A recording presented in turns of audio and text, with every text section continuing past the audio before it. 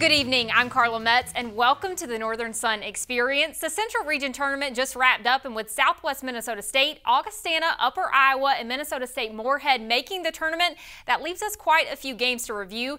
MSUM's NSIC tournament run was cut short by Concordia St. Paul, but with a strong regular season performance, they still managed to earn the number 6 seed. So how would they do in the first round of the big dance? We'd find out in their meeting with number 3, East Central.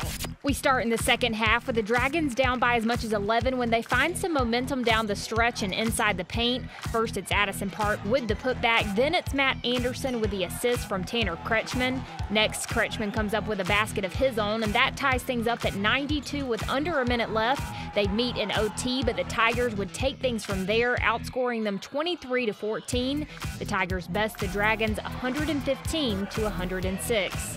Next, it's SMSU facing Arkansas Tech. Down by 2 at the break, the Mustangs would come back and shoot 48% the next half, making 19 of 27 shots to the line. Led by senior Joey Bartlett with 25 points, SMSU would advance to the semis with a 93-82 win over Arkansas Tech.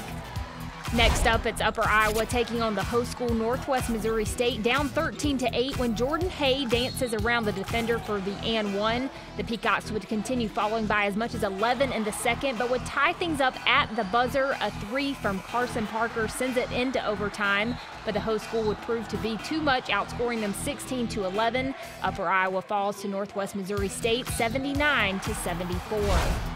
Augustana hoping to advance after a meeting with Arkansas Monticello, and they do just that. Down by 6 at the half, Augie would find a 13-0 run. It's Mike Busack with a jumper, and next possession, it's Jordan Spencer with a 3 that rattles home. The duo would combine for 36 points in the 76-69 victory over the Boll Weevils.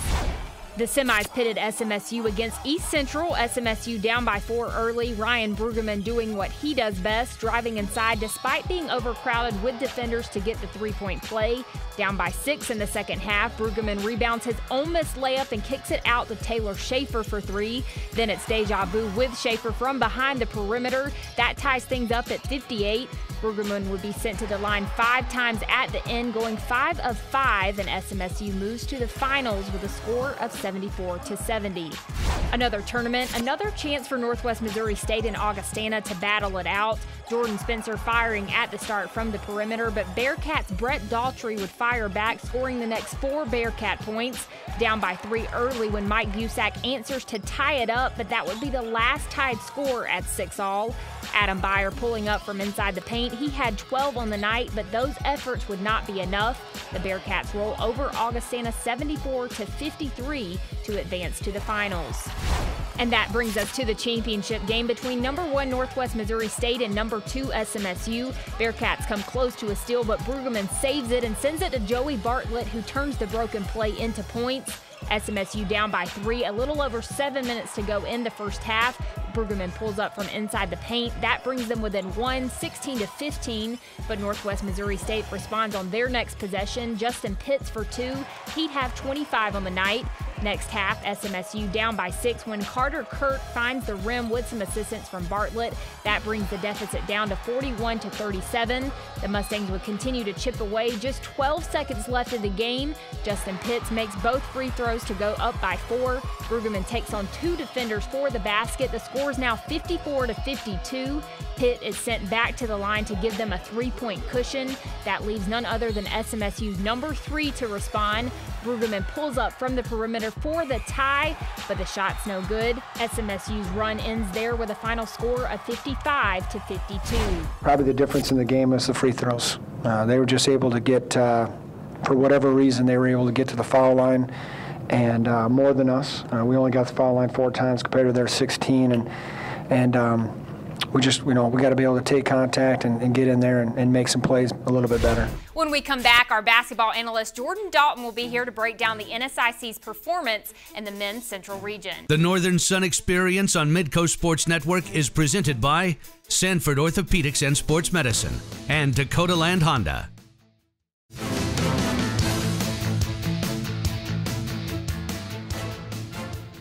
Welcome back to the Northern Sun Experience. We're joined by our basketball analyst, former Augustana point guard Jordan Dalton. Jordan, a lot went down at regional, so we'll just start from the beginning. MSU Moorhead, as you mentioned last week, had a full 17 days between games.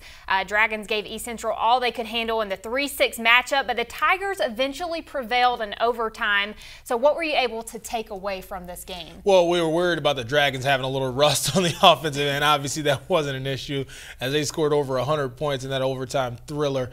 But it's kind of that old saying, defense wins championships, right? You typically don't score 100 points and lose the basketball game. On the offensive end, I thought Tanner Kretschmann played great. Obviously finished with 35 points and 7 assists.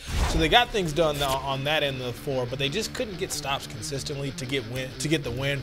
And that's unfortunate because the Dragons did have such a great season, both obviously in the regular season and for their two tournaments in the NSIC tournament and the regional to end the way they did is a little sad. But hats off to the Dragons on a great season. Like I said, I'm sure this will be a lot of motivation moving forward as we get into the next season as well. Right, and the final score of the East Central game was 115 to 106. Well, moving on to Upper Iowa. Meanwhile, nearly played spoiler against the host school and #1 seed Northwest Missouri State. Peacocks took the Bearcats to overtime. Now, it may not be a moral victory, but what were you able to take away from Upper Iowa's effort in that game? For sure. It was a phenomenal effort, and it was a typical effort for the Peacocks all season. You know, they kept the game close, and then Carson Parker had a great three-pointer at the buzzer to send the game in overtime. And that's just typical, like I said, of their season this season. They were a team that nobody really counted on to do anything when it came to conference play. All they did was win 22 games for the season. And they just played with an extreme amount of confidence. And that's the type of season that you like to see a team like Upper Iowa have, because that can be program building. You know, they can build off of that. They can recruit off of that.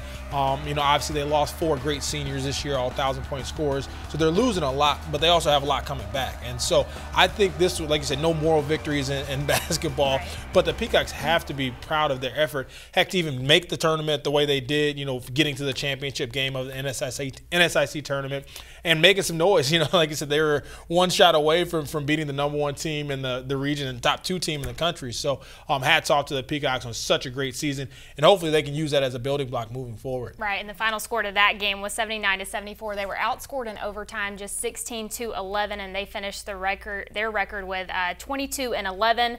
Well, another team that made it into the Central Region was Augustana, who overcame a deficit to defeat Arkansas Monticello in round 1. Then they ran into a buzzsaw with Northwest Missouri State in round 2, despite the loss, making it back to the round of 32 after losing so much from last year's team. Is this an example of good coaching, of good players, or both? I would definitely have to say it's both. Obviously, the players have to go out there and make plays on a consistent basis. I thought Jordan Spencer at the head of the team was great all season long. You know, in the past, he's been known as more of a facilitator, get others involved, and get others easy shots, where this season he was really counted on to score a lot. And he really accepted that challenge and stepped up to that challenge. Finished the season averaging 16 or 15 points a game and still over 7 assists. So I thought he did a great job. And to be honest, Mike Busak, he was a savior for him. They didn't really have a lot of scoring coming back in the front line.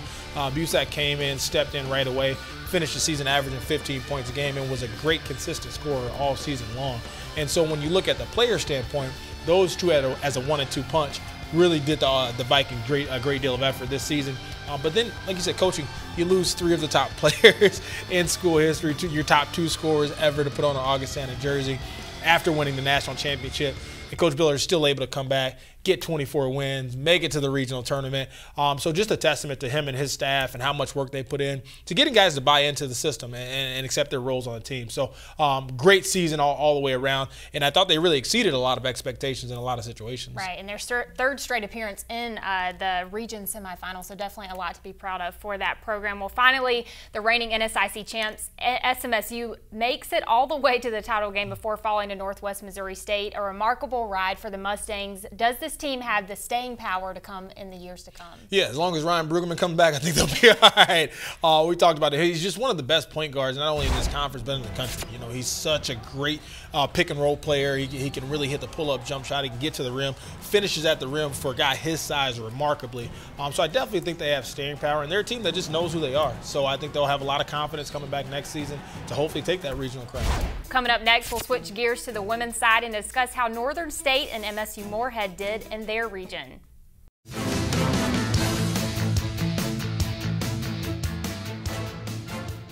Welcome back to the Northern Sun Experience. Once again joined by Jordan Dalton. We're going to talk women's hoop at the Central Region now. Only 2 NSIC schools were down there and they both lost in the first round. We'll discuss Northern State first, an absolute heartbreaker as the number 8 seed. They led number 1 Emporia State most of the game and then they lost on a last-second three-pointer. This is the 4th year in a row now that the Wolves have lost in round 1. Can they take anything away from this game to help them get over this hump maybe next year? Absolutely. I think what they can take away is they can play with any team in the region. Obviously, like you said, taking the number 1 team in the region down to the final seconds has to give you a lot of confidence that you belonged in that field. And I thought Northern State did a great job of the way they finished the season. You know, they came into the NSIC tournament having won 9 of their last 10 games, and they had to win the championship to even get to the region.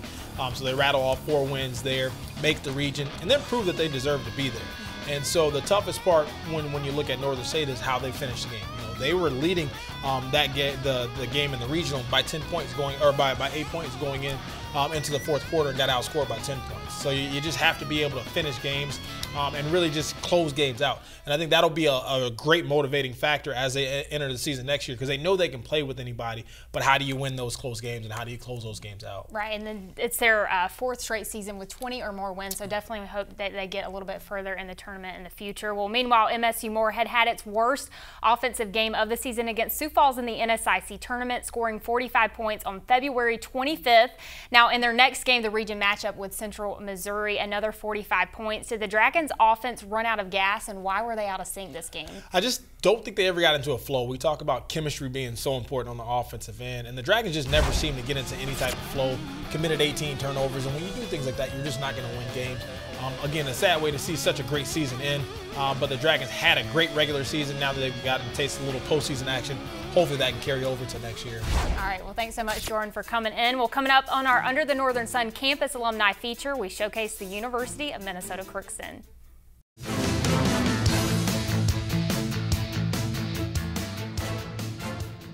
Welcome back to the Northern Sun Experience. It's time once again to name 2 new members to the NSIC's 25th anniversary team.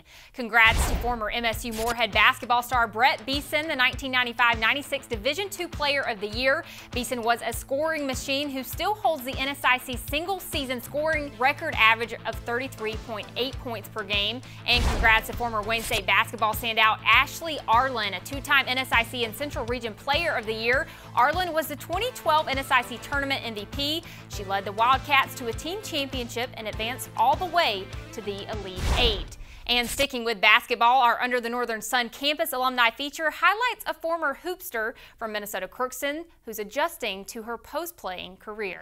A year ago, Katrina Nordick was opening up what would turn into a stellar senior season on the basketball court, in which she would lead the Golden Eagles to a program best in wins and a 2nd consecutive trip to the NSIC Sanford Health quarterfinals in Sioux Falls.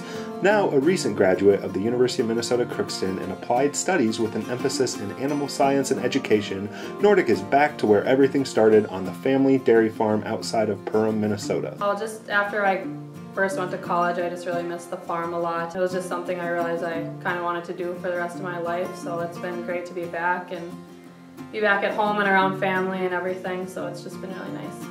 After getting married in the summer of 2015, Katrina and Josh Nordick spent their first year of marriage apart, as Katrina was finishing up her degree in basketball at UMC and Josh was finishing up his degree at Bemidji State. Yeah, it's awesome just after being apart for the first 8 or 9 months of our marriage, now being back home together. It's pretty awesome not having to drive or just see each other every other weekend like we did for the first 8 or 9 months, so it's been super awesome just to be back home and be together finally.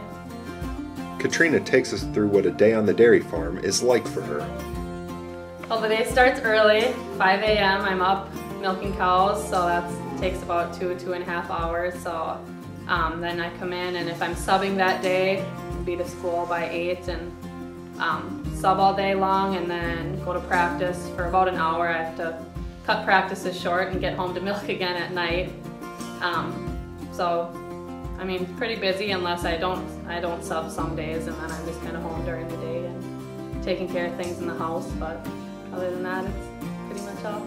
Even though she is loving life on the dairy farm with Josh and her family, Katrina has great memories of the last 2 years helping lead the Golden Eagles to back-to-back NSIC Sanford Health tournaments. It was awesome. I think about my whole career, but especially those last 2 years, like you said, really stand out, and I mean, a big part of that, I think, was just the respect that my teammates and we all developed for each other and for our coaches. Everybody just pretty much bought in, and yeah, I mean, they're awesome memories I have from especially those past 2 years.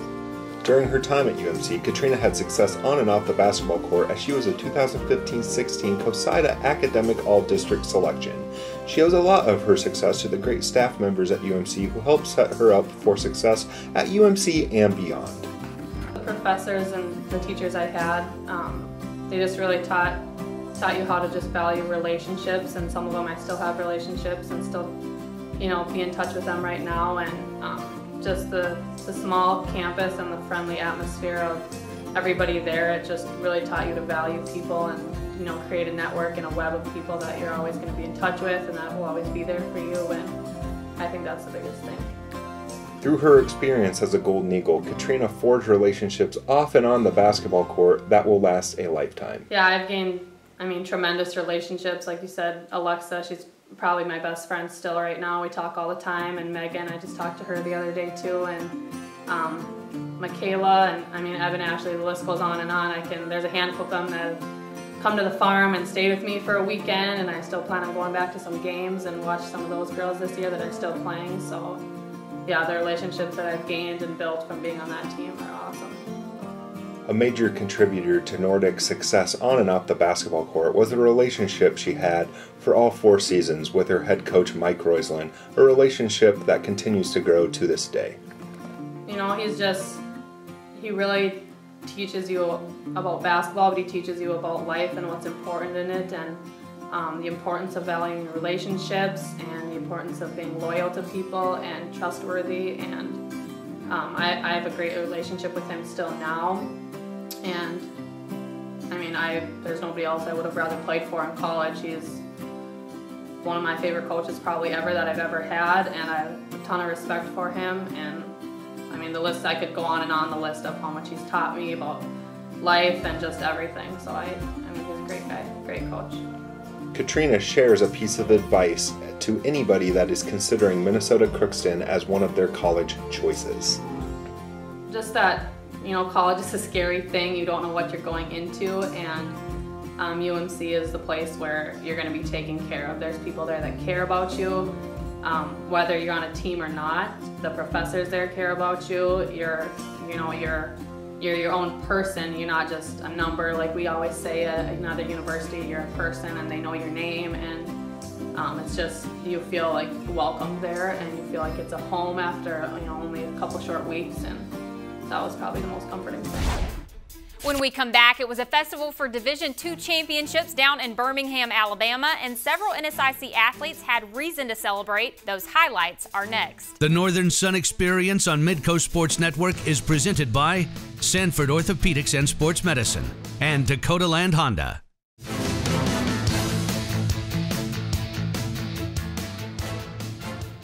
Welcome back to the Northern Sun Experience. Unlike Division I, Division II takes the opportunity to combine several national championships into one big festival. And this year, the festivities were in Birmingham, Alabama, where the National Wrestling, Swimming, and Indoor and Track and Field Championship took place.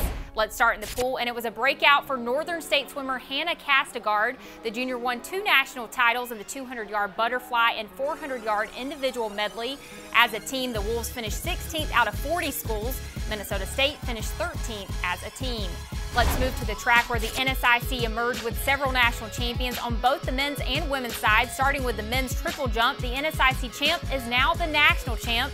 Minnesota State's Michael Sandel outleaps everyone with a jump of 16.11 meters. Meanwhile, in the men's pole vault, Sioux Falls rose to the top and then some.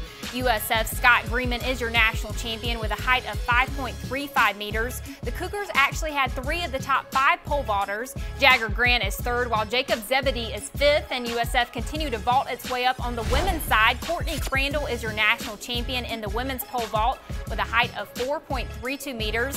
On the track now, and a photo finish goes the way of UMary's Alexis Zeiss. She takes the top spot in the women's 5,000 meter run with a time of 16:23.22, 0.6 of a second faster than second place. And finally, your 5th national champion from the NSIC hails from Minnesota State.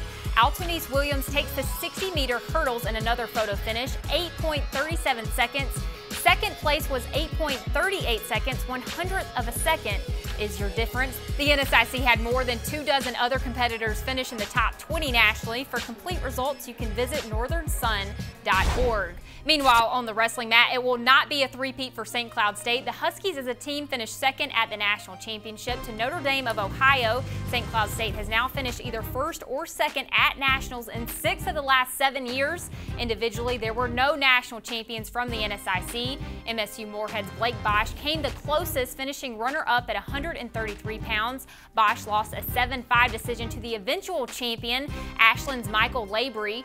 Upper Iowa's Josh Walker finishes in 7th place at 133 pounds. Other NSIC finishers include St. Cloud State's Brett Velasquez in 3rd place at 125 pounds. Velasquez was the 2016 national champion in that class. St. Cloud State's James Plesky came in 4th at 149 pounds, while the Huskies' Larry Baumstead is 3rd at 157 pounds. At 174, Minnesota State's Adam Cooling finishes in 3rd, 184 pounds. Augustana's Arrow Amo is 5th, while Minnesota State's Corey Abernathy is 8th at 197. Northern State's Joe Gomez is 7th. Minnesota State's Matt Bloomy is 8th. Finally, in the heavyweight division at 285, 3 NSIC wrestlers go 3, 4, and 5. St. Cloud State's Austin Gorgon, Augustana's Michael Lohman, and Upper Iowa's Logan Hopp. Once again, a thank you to all of our NSIC member schools who contributed to this week's show. We'll see you next time on the Northern Sun Experience.